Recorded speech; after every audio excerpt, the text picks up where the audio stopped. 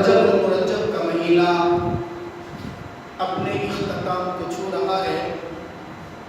اس ماہ مبارک کے اہم واقعات آپ حضرات کے سامنے گزشتہ جمعوں کے اندر بالتفصیل ذکر کیے جا چکے۔ آج کی مجلس میں اس مہینے کے اختتام پر پیش آنے والا ایک اہم واقعہ، اہم سفر، آپ علیہ السلام کا ایک اہم معجزہ آپ حضرات کے سامنے ذکر کریں گے۔ راجہ قول کے مطابق رجب کی 27 تاریخ کو آپ کے اور میرے پیارے حبیب محمد عربی، کائنات کے سردار، امام الانبیاء، امام الاولیاء، امام الرسل، آقا مدنی کریم صلی اللہ علیہ وسلم کو معراج ہوا تھا۔ آج کی محفل میں ہم معراج کی ابتدائی گفتگو کرتے ہیں کہ معراج کیوں کرایا گیا، معراج کی وجہ کیا بنی، اللہ رب العزت نے اپنے پیغمبر کو معراج کس وجہ سے کرایا۔ دوستو یہ ذہن نشین فرما لیں، کائنات کے اندر سب سے بڑا جو رتبہ اللہ نے عطا کیا ہے انسانوں میں، انسانوں کے بعد انبیاء میں، کائنات کے اندر سب سے بڑا جو رتبہ ملا ہے وہ آپ کے اور میرے پیارے حبیب صلی اللہ علیہ وسلم کو ملا۔ آپ علیہ السلام نے نبوت کا اظہار کیا 40 سال کے بعد۔ ایک نقطہ ذہن نشین فرما لیں، بہت سارے لوگوں سے جب پوچھا جاتا ہے آپ علیہ السلام کو نبوت کب ملی، تو ساتھی کہتے ہیں نبوت ملی 40 سال کے بعد، حالانکہ ایسا نہیں ہے۔ ایک ہے نبوت کا ملنا، ایک ہے نبوت کا اظہار کرنا۔ آپ علیہ السلام کو نبوت کب سے ملی؟ خود میرے آقا فرماتے ہیں کنت نبیًا وآدم بین الماء والطین، میں تو اس وقت بھی نبی تھا جب آدم ابھی پانی، مٹی اور گارے کے درمیان میں تھا۔ آدم علیہ السلام کی ابھی تخلیق بھی نہیں ہوئی، کنت نبیًا، میں اس وقت بھی نبی تھا۔ البتہ میں نے نبوت کا اظہار کب کیا؟ پیدا ہوا، پیدا ہونے کے بعد 40 سال قوم کے اندر گزارے، قوم کے اندر گزارنے کے بعد نبوت کا اظہار کیا۔ تو ہم یوں کہہ سکتے ہیں کہ ربیع الاول کے مہینے کے اندر محمد ابن عبداللہ کائنات کے اندر آئے، اور 40 سال گزارنے کے بعد محمد الرسول اللہ کا ظہور ہوا۔ پہلے محمد بن عبداللہ اور پھر محمد الرسول اللہ۔ آپ اسلامی سال کا پورا تجزیہ کریں، اسلامی سال کا پہلا مہینہ کون سا ہوتا ہے جی؟ اور اسلامی سال کا آخری مہینہ کون سا ہوتا ہے؟ ذی الحج۔ انگریزی سال کا پہلا مہینہ کون سا ہوتا ہے جی؟ جنوری۔ اور آخری مہینہ جنوری اور دسمبر، سب کو پتہ ہے۔ اسلامی سال، اسلامی تاریخ کا یاد کرنا یہ واجب ہے۔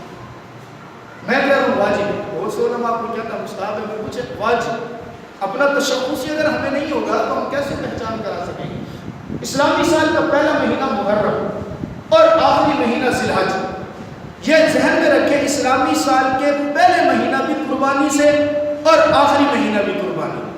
اسلامی سال کا پہلا مہینہ پہلی تاریخ یکم محرم الحرام کو امیر المؤمنین میرے آقا کے پیارے صحابی جناب عمر فاروق رضی اللہ تعالیٰ عنہ کی شہادت۔ 10 محرم کو میرے آقا کے نواسی جناب امام حسین رضی اللہ تعالیٰ عنہ کی شہادت۔ پہلی تاریخ بھی قربانی، 10 تاریخ بھی قربانی۔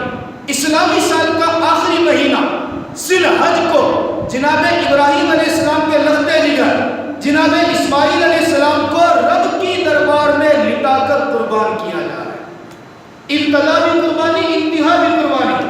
اللہ بتانا چاہ رہے ہیں دین پر چلو گے قربانیاں دینی پڑیں گی، دین پر چلو گے، اچھا اللہ دین پر چلیں گے قربانیاں دیں گے، عطا کیا کرے گا؟ میرا رب فرماتا ہے جب قربانی پیغمبر دیتا ہے تو میں اس کو رجب کے مہینے میں معراج کراتا ہوں۔ اور پھر سال کے 12 مہینے آپ دیکھیں کہ 12 مہینوں میں سے پہلے 6 مہینوں میں میرے اللہ نے انعام دیا اور دوسرے 6 مہینوں میں ابتدا بھی قربانی، انتہا بھی قربانی۔ پہلے 6 مہینوں میں کیا ملا؟ میرے اللہ نے کائنات کو ربیع الاول کے مہینے میں اپنا معبود عطا کر دیا، اور محبوب بھی وہ فرمایا لقد من اللہ علی المؤمنین، کوئی چیز دے کر میرے اللہ نے احسان نہیں جتلایا، احسان جتلایا تو فرمایا میں نے اپنا نبی تم امت کی جھولی میں ڈال دیا، احسان فرمایا۔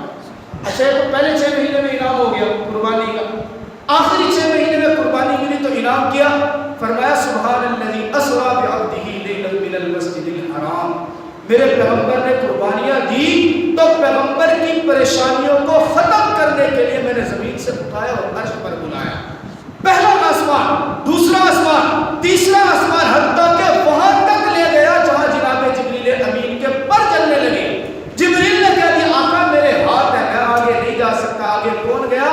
آپ کا اور میرا پیارا پیغمبر آگے بڑھ جاتا ہے۔ معراج میرے اللہ نے عطا کیا، کیسے؟ آپ علیہ السلام نے جب نبوت کا اعلان کیا 40 سال کا، صاحب نے سیرت پڑھی ہوگی، نہیں پڑھی تو آپ علیہ السلام کی سیرت پڑھیں آپ کو پتہ چلے گا۔ 40 سال کے عرصے میں میرے پیغمبر کا ایک بھی مخالف نہیں ہے، ایک بھی مخالف آپ علیہ السلام کا نہیں ہے، کب تک؟ جب تک محمد بن عبداللہ ہے، لوگوں کے درمیان رہے، لوگ صادق بھی کہتے ہیں، امین بھی کہتے ہیں، اپنے فیصلے بھی کراتے ہیں، اور اشارہ کر کے اگر کسی نوجوان کو مثال کے طور پر پیش کرنا ہے مکہ کی دھرتی میں بتایا جاتا ہے، نوجوان اگر کوئی ہے تو وہ دیکھو محمد کا بیٹا، وہ عبداللہ کا بیٹا محمد جا رہا ہے، ایک شاندار نوجوان 40 سال کا۔ آپ علیہ السلام کو حکم ملا انذر عشیرتک الاقربین، اپنے قریبی رشتہ دار کو ڈراؤ۔ آپ علیہ السلام پہاڑی پر کھڑے ہوتے ہیں، قوم کو بلاتے ہیں، آپ نے سنا ہوگا پڑھا ہوگا، آپ علیہ السلام نے فرمایا لوگوں میں اگر کہوں کہ یہ پہاڑی کے پیچھے سے ایک لشکر تم پر حملہ آور ہو رہا ہے مانو گے؟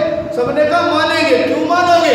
اس لیے کہ آپ نے ہم میں ایک لمبا عرصہ گزارا کبھی جھوٹ نہیں بولا، اب کیسے کہہ سکتے ہیں، کیسے جھوٹ بولیں گے کہ پہاڑی کے پیچھے سے لشکر آ رہا ہے، ہم جھوٹا تسلیم ہی نہیں کر سکتے۔ آقا فرماتا ہے ایھا الناس قولوا لا الہ الا اللہ تفلحون، تو پھر مان لو اگر پہاڑی کے پیچھے سے لشکر والی بات ماننی ہے تو میری مانو، ان 360 بتوں کو چھوڑو اور ایک رب کی وحدانیت کا اقرار کر۔ اب اندازہ 40 سال کے اندر ایک بھی مخالف نہیں، اور جب کہا گیا لا الہ الا اللہ تفلحون کہہ دو، سب سے پہلے جو مخالفت شروع ہوئی گھر سے شروع ہوئی، باہر سے نہیں، قوم کے درمیان سب سے پہلے کھڑا ہوا کون؟ چچا، اور چچا نے نعوذ باللہ جھولا کیا بولا؟ تبا لک یا محمد، اے محمد تو نعوذ باللہ ہلاک و برباد ہو جائے، تو ہلاک و برباد ہو جائے۔ کس بات پہ؟ صرف اس لیے کہ توحید کی دعوت دی۔ اللہ نے فوراً جواب دیا میرے محبوب کو جن الفاظ سے تم برا خیال کر کے تصور کر رہے ہو، ابو لہب تو نے اپنی مجلس میں ایک مرتبہ کہا میں رب اپنے محمد کا دفاع کرنے کے لیے پورے قرآن پاک کے اندر ایک پوری سورت اتار دوں گا، تو نے ایک مرتبہ کہا تبا لک یا محمد، میں قیامت کی صبح تک کے امتی کی زبان سے کہلوا دوں گا تبت یدا ابی لہب و تب، ہلاک و برباد نعوذ باللہ میرا محمد نہیں، ہلاک و برباد ہو تو ابو لہب اور تیری ذریت برباد۔ اللہ نے بتایا ہو گیا۔ 40 سال کے بعد سب سے پہلے مخالفت گھر سے شروع ہوئی۔ آپ علیہ السلام چلتے رہے، نبوت کا 7واں سال ہے، نبوت کے اظہار کرنے کا 7واں سال، سن 7 نبوی ہے۔ آپ علیہ السلام کے خلاف گھیرا تنگ کر دیا گیا، قریش نے آپس کے اندر مشورہ کیا، مشورہ کرنے کے بعد گھیرا تنگ کیا، ایک معاہدہ لکھا، ان کا ایک سول بائیکاٹ کرتے ہیں، معاشرے کا کوئی فرد بھی ان کے ساتھ بات چیت نہیں کرے گا، لین دین نہیں کرے گا، ان کے ساتھ کوئی خرید و فروخت نہیں کرے گا، ان کو کھانے پینے کے لیے نہیں دے گا۔ آپ خدا کی قسم آپ جس وقت سیرت کا مطالعہ کریں نا، آپ علیہ السلام کا یہ والا زمانہ جب بندہ پڑھتا ہے نا بدن کے رونگٹے کھڑے ہو جاتے ہیں، بے اختیار جس کے دل میں ہلکا سا بھی ایمان ہے نا، خدا کی قسم اس کی بھی آنکھوں سے آنسو ٹپکتے ہیں جب پڑھتا ہے نا کہ جس وقت شاب ابی طالب کے اندر جناب نبی پاک صلی اللہ علیہ وسلم کو آپ کے ماننے والوں کے ساتھ قید کر دیا گیا، بچے بھوک سے بلبلاتے، ماؤں کی چھاتیوں کے اندر دودھ نہیں تھا، صحابہ فرماتے ہیں ہمیں کھجور کی گٹھلی ملی، گٹھلی کھجور نہیں ملی، ہم کھجور کی گٹھلی کو اٹھا کر منہ کے اندر رکھ کے چوستے، اس چوسنے سے جو منہ کے اندر لعاب پیدا ہوتا اس لعاب کو نگل کر کے اپنا گزارا کیا کرتے۔ آپ علیہ السلام بیٹھتے ہیں شاب ابی طالب کے دور میں، آپ علیہ السلام کی 4 شہزادیاں، کیا نام ہے سب سے پہلی کا؟ سب سے پہلی بیٹی ماشاءاللہ بھائی مسلمان آپ علیہ السلام کی سب سے بڑی بیٹی حضرت زینب رضی اللہ تعالیٰ، ام کلثوم رضی اللہ تعالیٰ. آگے بولو یار، یاد کر کے آنا ادھر میں پوچھیں. آپ علیہ السلام یوں بیٹھے ہیں، آپ علیہ السلام نے بیٹھے ہوئے، ہوا چلی، پتے آئے، یوں پتے اٹھا کے اپنی جھولی کے اندر رکھے، کہا فاطمہ ادھر آ جاؤ، زینب ادھر آ جاؤ، ام کلثوم ادھر آ جاؤ. آپ علیہ السلام نبوت جن کے لیے کائنات بنی، خدا کی قسم آپ علیہ السلام یوں سوکھا پتا اٹھا کے دیتے ہیں، بیٹی زینب تو بھی کھا لے، بیٹی کلثوم تو بھی کھا لے، فاطمہ تو بھی کھا لے. یہ تو کھائے گی تو اس کے کھانے سے بھوک تو نہیں مٹے گی، لیکن رب تعالیٰ کے پیغمبر کے ہاتھ سے لے کر صبر کا پیمانہ تو ضرور طے کر کے دکھا دے. صحابہ فرماتے ہیں ہم جا رہے ہیں، شعب ابی طالب کے اندر موجود ایک ہمیں اونٹ کے کھال کا ایک ٹکڑا، چمڑے کا ٹکڑا مل گیا، ہم نے اس کو دھویا، صاف کیا، اس سے بال اتارے، پھر اس کو پیسا، خشک کھانا پیسنے کے بعد اس کا صفوف بنایا، اس صفوف کو نگل کر کے ہم گزارا کیا. 3 سال گزرے، 3 سال سخت قید کے اندر. دنیا کی اس وقت کوئی قید، کوئی جیل اتنی سخت نہیں جتنی سخت جیل میرے آقا نے گزاری ہے، میرے آقا کے صحابہ نے گزاری. اما خدیجہ کبریٰ رضی اللہ تعالیٰ عنہ کے قریبی رشتہ دار کچھ کھانے کے لیے راشن لے کے آئے اور راشن لے کے آ کر چوری چھپے شعب ابی طالب کے اندر بھیجنے لگے. شعب ابی طالب کے گرد محاصرہ کیا ہوا تھا، پہرا لگایا ہوا تھا.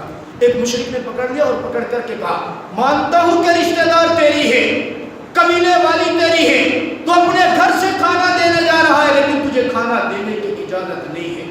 میرے دوستو جب اندر سے بچے بھوک سے بلبلاتے تھے، ایک ہے بچوں کا بھوک سے بلبلانا، آپ کے بدن کے اوپر زخم ہو، ایک وہ تکلیف ہے، اور ایک تکلیف ہے کہ آپ کے زخموں کے اوپر نمک ڈال کے آپ کو تڑپایا جائے. ایک صحابہ تکلیف کاٹ رہے ہیں، بچے بھوک سے بلبلا رہے ہیں، صحابہ صبر کا پیمانہ رکھے ہوئے ہیں، عورتوں کی چھاتیوں کے اندر دودھ نہیں ہے، اور جب بچوں کو پیٹ کے اندر جاتا کچھ نہیں، بچے بھوک سے بلبلاتے، وہ چیخ مارتے، وہ ظالم کافر باہر بیٹھ کر ان بچوں کی چیخوں پکار پر کہے لگاتا تھا. ان ماؤں کے سینوں پہ کیا گزرتی ہوگی جن کا بچہ بھوک سے تڑپ رہا اور مخالف اس کے سامنے ہنس رہا ہو.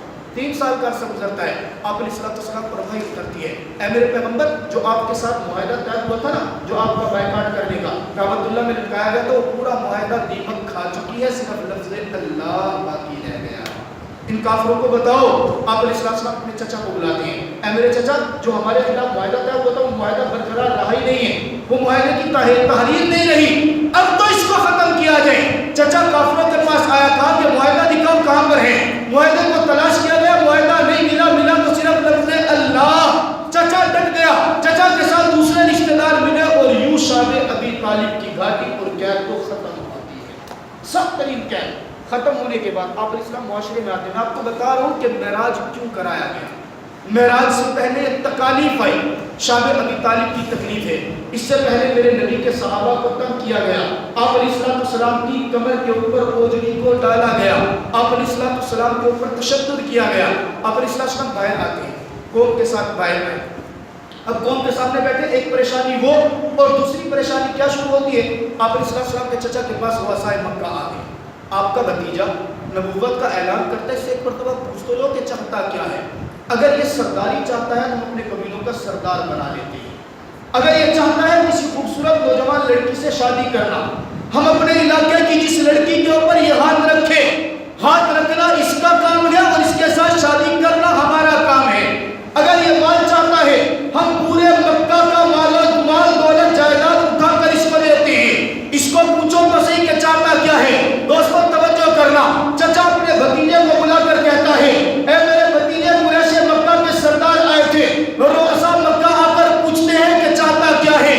میرے دوستوں چچا کے سامنے بھتیجا بیٹھا ہے، آنکھ سے آنسو جاری ہوتے ہیں اور زبان سے جملہ نکلتا ہے تو صرف ایک، اے میرے چچا جان، یہ آپ کے مکہ والے اگر میرے ایک ہاتھ کے اوپر چاند رکھ دے اور دوسرے ہاتھ کے اوپر یہ سورج لا کر رکھ دے، رب کعبہ کی قسم میں تب بھی اپنی ذمہ داری ادا کرنے سے باز نہیں آؤں گا. مجھے دولت نہیں چاہیے، میرے رب نے میرے سر کے اوپر ایک ذمہ داری کا بوجھ رکھا ہے، میں پیغام نبوت پہنچانا چاہتا ہوں. آپ نے اسلام میں ڈٹ کے محنت کی، مکہ والوں پہ ڈٹ کے محنت کی. محنت کرنے کے بعد مکہ والے مسلمان نہیں ہوئے، چند ایک لوگ مسلمان. آپ نے اسلام نے سوچا کہ چلو اپنے تو مان نہیں رہے، غیروں کے اوپر محنت کرتا ہوں، اغیار پہ محنت کرتا ہوں. کہتے نا اپنے بھی خفا ہم سے اغیار بھی ناخوش، آپ علیہ السلام نکلتے ہیں، مکہ سے نکلے کہاں گئے جی؟ طائف کی پہاڑیوں سے۔ اب سننا، طائف کے 3 بھائی ہیں، 3 بھائی، تینوں بڑے سردار ہیں۔ پہلے سردار کے پاس گئے، آپ علیہ السلام جا کر اس کو دعوت دیتے ہیں، میں اللہ کا نبی ہوں، اللہ کی طرف سے توحید لے کر آیا ہوں، مان لو میری بات، کامیاب ہو جاؤ گی۔ اس ظالم نے بجائے اس کے بعد مانتا، آپ علیہ السلام پر نعوذ باللہ نقل کفر کا باشد جملہ کسا۔ دوستو جملہ کیا کسا؟ کیا اللہ کو تو ہی پیغمبر بنانے کے لیے ملا تھا؟